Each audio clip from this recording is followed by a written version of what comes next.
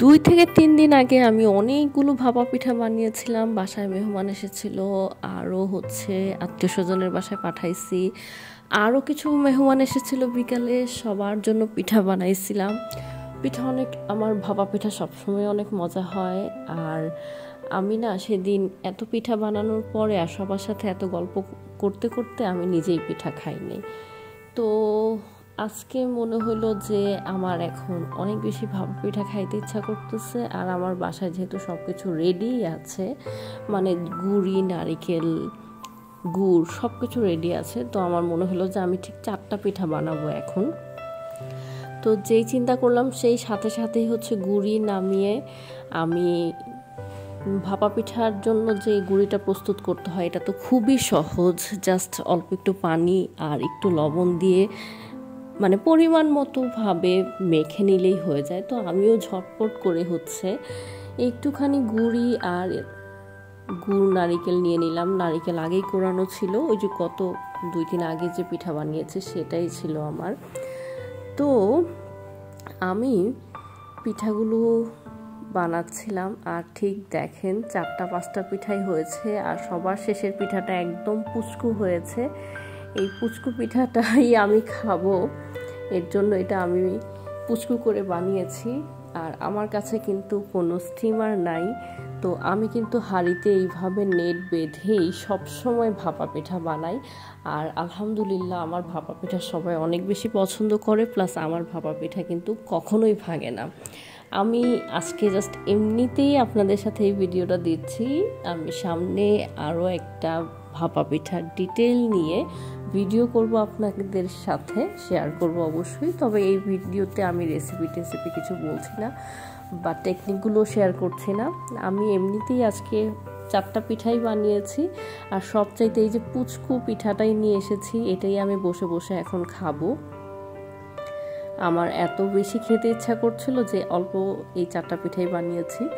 তো এই তো আমার পিঠা নিয়ে আমি চলে এসেছি। আর পিঠাটা এত ছোট আমার নিজের কাছেই হাসি পাচ্ছিল। মানে আমরা যে দোকানে কিনে খাই না ছোট পিঠাগুলা, মনে হচ্ছিল যেন তার থেকেও বেশি ছোট।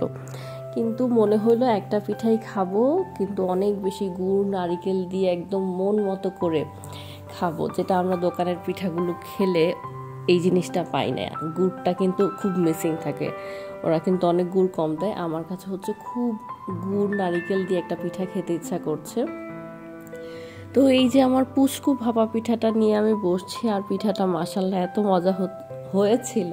মানে পিঠাটা খেয়ে শেষ করে সাথে সাথে আমি আমার বড় আপুর রুমে গিয়ে বলছি, জানো আমার হাতে না আসলে জাদু আছে, তো পিঠা এত মজা কিভাবে হয়। খুবই হাসছিলাম দুইজন। আর যারা মেহমান ছিল সেদিন তারাও খুব প্রশংসা করেছে। আর বড় আপু বলছে যে না, পিঠাগুলো অনেক মজা হয়েছে। ও খেলো, আমিও খেলাম। তো এই তো আমার পিঠা বানানোর গল্প। আপনাদের কাছে ভাপা পিঠা কেমন লাগে? শীতকালে কিন্তু গরম গরম ভাপা পিঠা খেতে অনেক বেশি মজা। আর শুধু ভাপা পিঠা না, যে কোনো পিঠাই শীতকালে আমার বানাতে ইচ্ছা করে। আমি প্রতি বছর চেষ্টা করি আমার যেসব পিঠা পছন্দ বা পরিবারের মানুষগুলোর যেসব পিঠা পছন্দ, আমি কম বেশি সবাইকে একদিন অল্প অল্প করে বানিয়ে খাওয়ানোর ট্রাই করি, রিলেটিভসদের দেওয়ার চেষ্টা করি। এটা আমার কাছে ভালো লাগে। অনেকে ভাবে যে পিঠা বানানোটা অনেক কষ্ট, যেটা কিনেই খাওয়া যায় সেটা কষ্ট করে বানানোর কি প্রয়োজন। তো আমি বড় আপুকে বলছিলাম, দেখো এটা বানাতে আমার ভালো লাগে। আর এটা যখন বানাচ্ছিলাম আমি নিজেই খুব হ্যাপি ছিলাম, কারণ আমি আগেই বলেছি আমার ভাপা পিঠা কখনোই ভাঙে না। তো যখন একটা পারফেক্ট শেপের সুন্দর একটা ভাপা পিঠা তৈরি হয় বা যে কোনো পিঠাই তৈরি হয়, তখন কিন্তু দেখতে খুবই ভালো লাগে, মনে খুশি লাগে। তা আমি বড় আপুকে বলতেছিলাম, দেখো আমার ডোপামিন হরমোন ইনক্রিজ হচ্ছে, এখন আমার খুশি লাগছে। এটা নিয়ে তো 2 বোন খুব হাসাহাসি করছিলাম আর পিঠা বানাচ্ছিলাম। আর এই যে আরও যে পিঠাগুলা ছিল, মানে আমি তো বলেছি যে অল্প কয়েকটা পিঠা নিয়েছি, এগুলো আমি এর মধ্যে বানিয়ে নিলাম। আর যদি আমার এই পিঠাটা বানাতে গিয়ে মনে হলো যে না, এখনও পিঠাটা হয়নি, একটু শক্ত আছে। তো ভাপা পিঠা কিন্তু একটা নির্দিষ্ট সময় দিতে হবে যেন পিঠাটা পারফেক্টলি কুক হয়। তো আরও কিছুক্ষণ ঢেকে এই পিঠাটা আমি তৈরি করে নিলাম। এখন আমার কাছে মনে হচ্ছে যে না, হ্যাঁ ঠিক আছে, পিঠাটা হয়েছে। তারপর এই পিঠাটাও আমি তুলে নিলাম।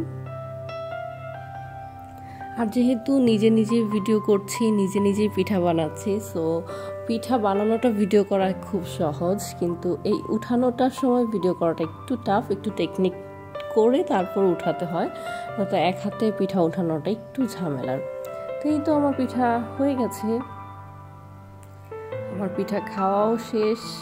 আপনারা ভিডিও দেখে একটু জানাবেন আমাকে যে আজকের এই ছোট্ট ছোট্ট কুচকো ভাপা পিঠা বানানোর ব্লগটা আপনাদের কাছে কেমন লাগলো। আর আপনারাও কিন্তু চাইলেও মানে যদি ফ্রিজে সব কিছু থাকে 5 মিনিটই এরকম করে বাসায় তৈরি করে ফেলতে পারেন অল্প কিছু পরিমাণে। পিঠা মানেই তো আমরা বুঝি যে অনেকগুলো বানাতে হবে, তখন সবাই ভয় পেয়ে যায়, কিন্তু বাসায় সব কিছু রেডি থাকলে 5-6 মিনিটের মধ্যেও কিন্তু এইভাবে অল্প সময়ের মধ্যে পিঠা তৈরি করা যায়।